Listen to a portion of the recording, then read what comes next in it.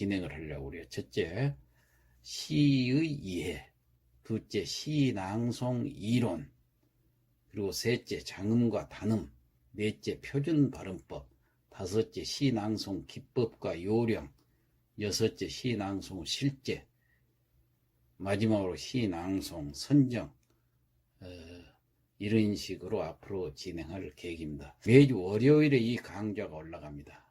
그래서 뜻이 있으신 분께서는 함께 시청을 해주시고 구독도 눌러주시면 고맙겠습니다.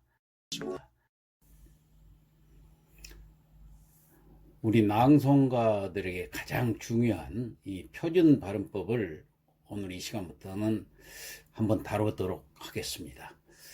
자, 이 한글 맞춤법이 표준어를 글로 적을 때 어떻게 표기를 할 것인가를 규정해 놓은 것이죠. 그렇다면 이 표준 발음법은 표준어를 입으로 말할 때 어떻게 발음해야 하는가를 규정해 놓은 것입니다. 그래서 낭송가들에게는 이 발음이 아주 중요합니다.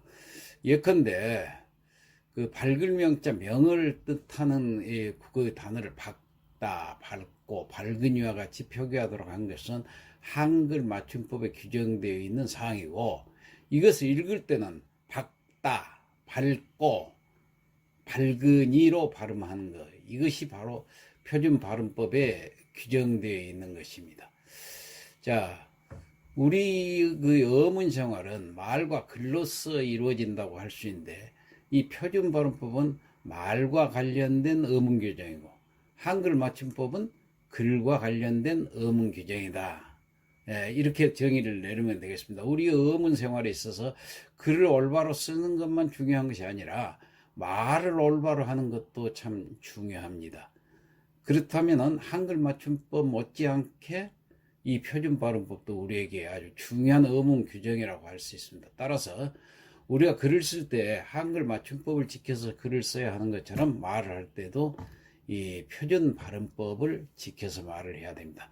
따라서 이 장에서는 표준 발음법과 관련해서 표준어 사용자들의 발음상 문제점들, 특히 일상 언어 생활에서 그 표준 발음법에 어긋나는 발음을 하는 경우, 이런 것까지도 다 한번 살펴보고자 합니다. 우리 경우는 그 학교 교육에서 발음 교육이 맞춤법 교육은 제대로 하고 있는데 발음 교육이 제대로 이루어지지 않고 있어가지고 사실 표준어를 사용한다고 하는 사람들의 말에서조차 발음상의 문제점이 적지 않게 드러나고 있습니다. 그래서 이러한 오늘 이 표준 발음법을 정확히 구사하는 방법을 지금부터 한번 살펴보도록 하겠습니다. 자, 모음에는 장음과 단음이 있습니다. 그래서 모음의 장음과 단음을 먼저 살펴보죠. 발음을 할 때 길게 할 것인가 짧게 할 것인가, 이게 아주 참 중요하죠. 자, 국어의 그 모음에는 장단의 구별이 있습니다. 모음의 장단은 다음과 같이 그 어떤 지금 여기다 기록해 나오는 같이 대립작을 갖는 경우에 가장 분명하게 드러납니다. 자, 이 대립작이 있는 장음을 한번 살펴볼까요?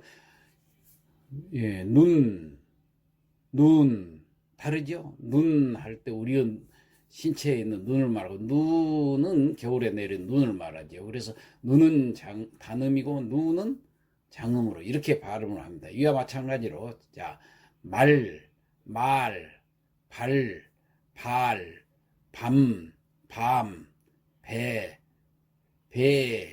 석, 섬, 적다, 그리다. 그 기타 또 장음만 나오는 거 보면은 이 한자의 외에도 없다, 길다, 얼다, 멀다, 거지, 이런 것도 전부 첫 음절에 길게 발음됩니다. 전부 첫 음절이 길게 발음되는 거예요. 이 장음은 첫 음절에만 나온다. 일단 그렇게 알고 있습니다. 자, 그래서 이 첫 음절을 이름절이라고도 하죠. 그래서 국어에서 장음은 단어의 제1음절에서만 인정이 됩니다. 그런데 일부 합성어를 제외하고는 제2음절 이하에서의 긴 소리를 인정하지 않는다는 것, 이걸 원칙으로 알고 앞으로 이제 해 나가야 될 것 같아요. 자, 그래서 예를 들어서 말, 첫 음절이죠. 음절이 하나밖에 없으니까 뭐. 그 다음에 말소리 할 때도 말이 이거 첫 음절 나죠. 그러니까 길게 장음으로 합니다. 말소리. 그런데 이음절 나가면은 이게 또 달라져요. 참말. 그는 단음절로 합니다. 참말 하면 안 됩니다. 그리고 말동무. 이건 첫 음절이니까 길게 하는 거예요. 자, 거짓말 할 때 거가 첫 음절이니까 길게 하죠. 밤. 예. 밤나무. 이것도 마찬가지 첫 음절이에요. 그런데 다음 그 둘째 음절로 나올 때는 밤도 또 달라집니다. 군밤, 회오리 밤, 또 눈도 눈사람. 이게 전부 첫 음절이니까 길게 장음으로 했습니다. 근데 이 음절에 나오는 첫눈, 한방눈, 이건 짧은 소리를 하는 거예요. 자, 우선 그걸 먼저 알아두시고, 또 이 짧은 소리로 바뀌는 현상에는 또 다음 몇 가지가 있습니다. 자, 살펴보겠습니다.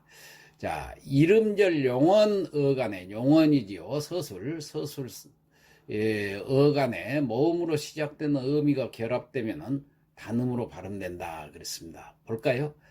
적다 할 때, 이럴 때 적하고 다를 붙이면 건 적다, 예, 장음으로 되는데, 용언 간에 모음으로 시작되는 의미가 그 뒤에 붙으면, 은이 이게 붙으면 적은이 단음으로 합니다. 적다가 장음인데 적은이 바로 붙여버리니까 단음으로 된다는 얘기예요. 이렇게 모음의 의미가 붙으면은 단음으로 된다는 거예요.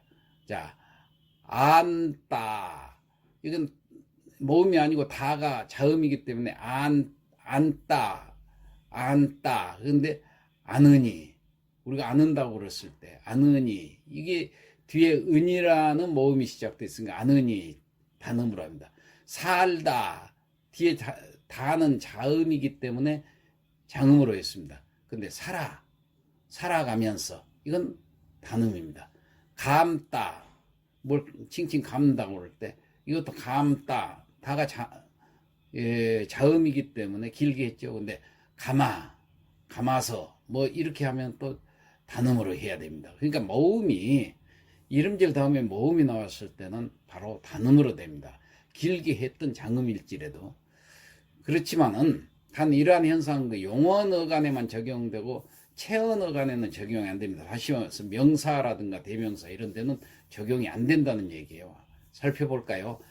말도 여기 길게 했습니다. 근데 여기 지금 도가 자음이기 때문에 길게 했다고 해도 그 다음에 말이 여기도 또 길게 해야 돼요. 이가 모음인데도 왜 그러냐? 말이라는 것이 체언이기 때문에 그렇습니다. 그 다음에 밤과 길게 했죠. 밤을 여기도 길게 합니다. 모음이 나와도. 자, 이런 경우가 있다는 거 예외 규칙도 알아두시기 바랍니다. 또 하나 더 살펴볼까요? 장음 이름절 용어 간에 사동사 혹은 피동사, 전미사가 결합이 되면은 장음이 단음으로 바뀝니다. 자, 봅시다. 피동으로 됐을 때는 전부 단음으로 한다는 거. 자, 안다. 안는다고 그래서 안다. 장음이죠. 근데 안기다. 안기는 것은 피동이기 때문에. 그 다음에 살다. 이건 능동이기 때문에 장음으로 했죠. 살리다. 이것은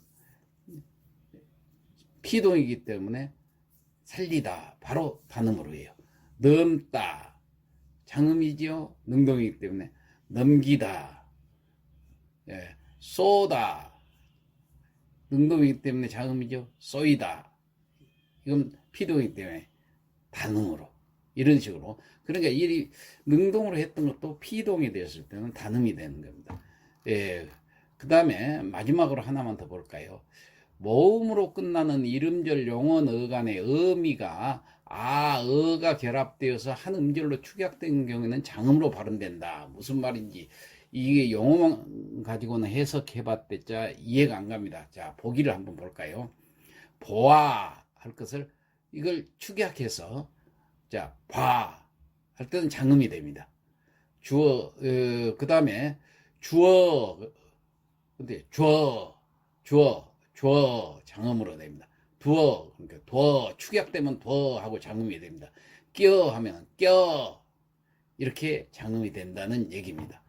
자, 이 모음의 그 장단에 대한 인식이 이 젊은 세대로 내려갈수록 희박해지는데 장단을 제대로 구별을 해서 우리가 실제 발음에서 소홀히 해서는 안 되겠습니다. 자, 오늘 이상 마치겠습니다.